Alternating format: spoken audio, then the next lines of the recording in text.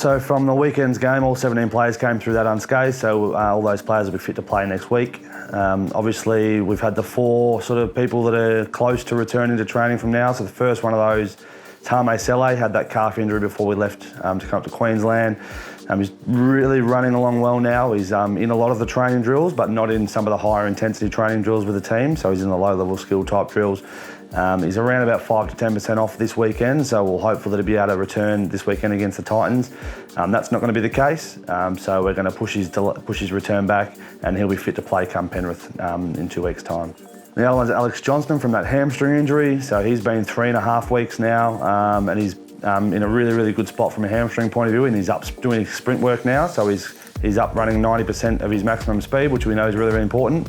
And now the important thing for AJ is that he gets lots of exposure to that. We know the more times that he runs at that 90% plus speed marker, the better off he'll be when he does return to play. So he's not available this weekend. We'll get some more sprint work into him at the back end of this week, and he'll be available to play versus Penrith. Then Liam Knight has been out with the concussion, so he had a delayed start to his return to play protocol with some ongoing symptoms and some things that mean he couldn't start the protocol that our doctors were keeping an eye on.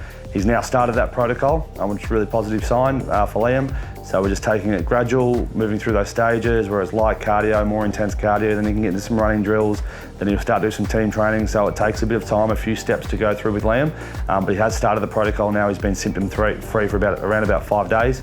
So it's really, really positive, and we're hopeful he progresses along through those protocol stages pretty quickly, and he's returning to training with the team at some stage next week. And the final one is Campbell Graham. He started the protocol from his concussion, had some symptoms, had to go back. So again, he's been symptom-free for around about 4 or 5 days now. He's started the protocol as well. He didn't start it quick enough to get up for this weekend against the Titans. So he's just going through those stages, ticking each box as we go, and we're hopeful he's available versus the Penrith Panthers as well.